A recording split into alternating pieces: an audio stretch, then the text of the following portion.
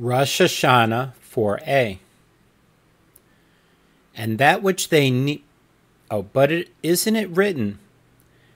And that which they need, both young bullocks and rams and lambs, for the burnt offerings of the God of heaven, wheat, salt, wine, and oil, according to the word of the priests who are at Jerusalem, let it be given them day by day without fail. Ezra 6:9. Doesn't Cyrus' contribution to the temple demonstrate his fear of heaven?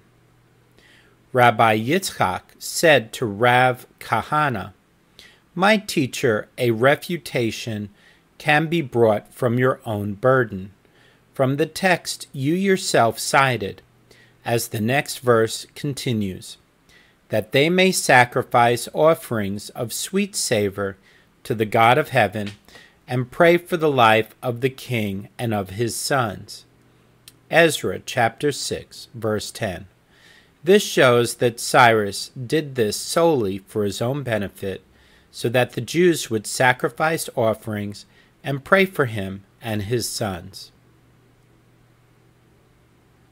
The Gemara asks, and one who acts in this manner, is he not acting in exemplary fashion?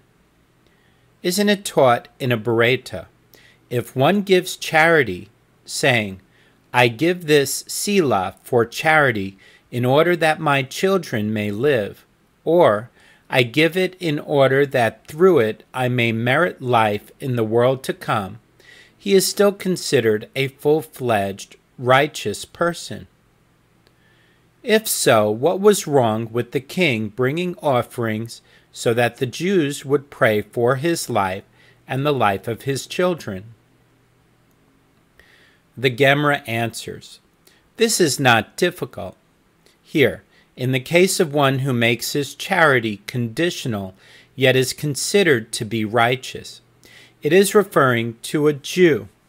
This is because even if his condition is not fulfilled, he will not complain to God. However, there where Cyrus was not given credit for his good deed because it was conditional, it is referring to Gentiles. A Gentile may come to regret his actions and complain to God if his condition is not fulfilled.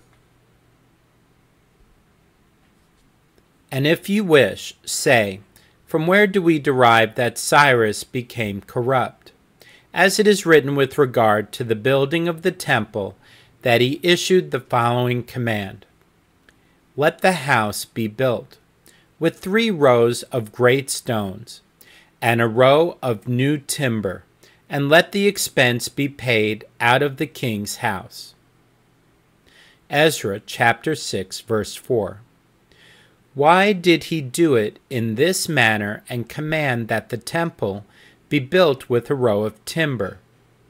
He thought, if the Jews rebel against me, I will burn their temple with fire, and it will be more flammable because of the wood. The Gemara raises a question.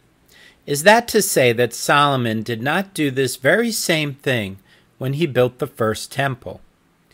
Isn't it written, "And he built the inner court, 3 rows of hewn stone and a row of cedar beams"? 1 Kings chapter 6, verse 36. The Gemara answers, Solomon placed the wood above the stone foundation, so that even if the temple were burned, the stone foundation would remain, whereas Cyrus placed it below, so that if he were to set fire to the temple, the whole structure would collapse. Also, Solomon sunk the wood into the building in order to make it less flammable, whereas Cyrus did not sink it into the building. Furthermore, Solomon plastered the wood over with plaster to prevent it from catching fire, whereas Cyrus did not plaster the wood over with plaster.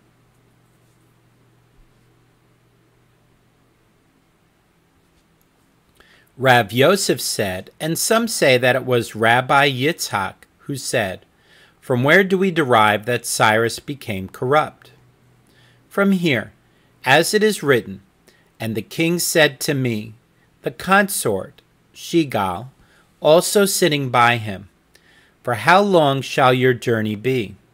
And when will you return?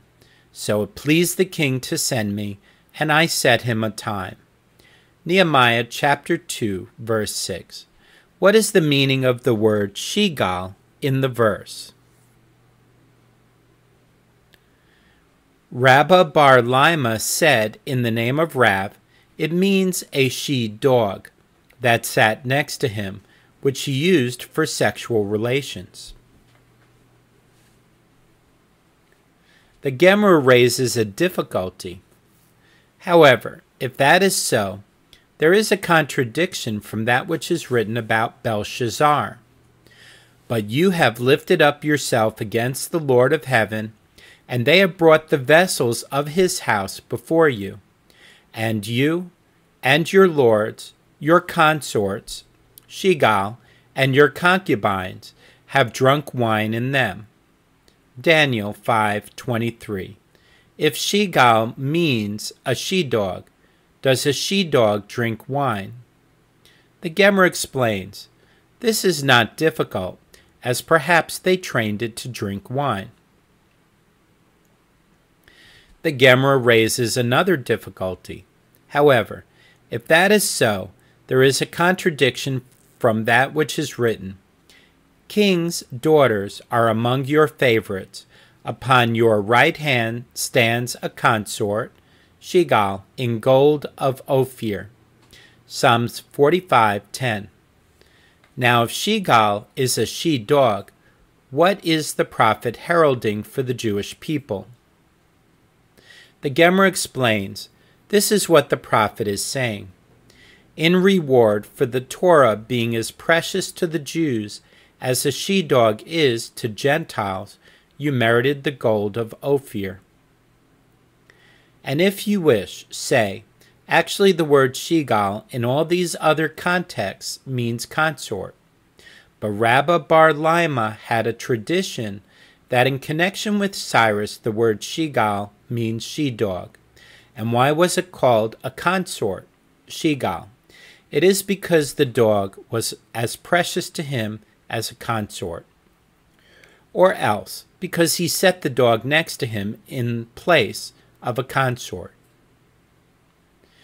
And if you wish, say, from where do we derive that Cyrus became corrupt? It is from here, as it is stated, up to 100 talents of silver, and up to 100 measures of wheat, and up to 100 bat of wine, and up to 100 bat of oil, and salt without prescribed limit. Ezra 7:22. Initially he gave without setting a limit, but now he introduced a limit. This is rejected.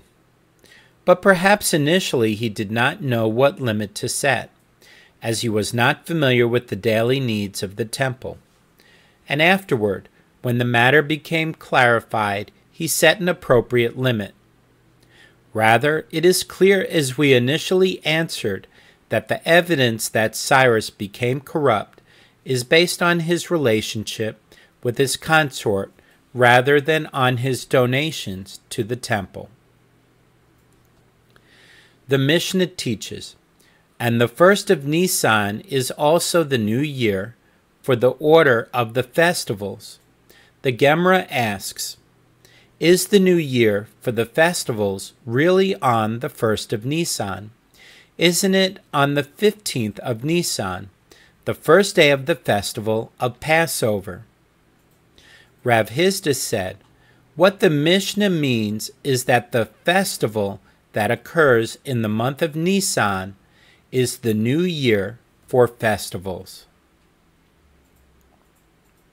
The Gemara comments, this ruling makes a practical difference to one who makes a vow, in order to determine when he is liable for violating the prohibition. You shall not delay.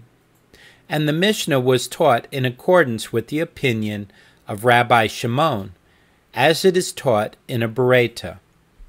Whether one makes a vow to bring an offering to the temple, or consecrates an item to the temple, or makes a valuation, promising to pay the value of a particular person to the temple treasury.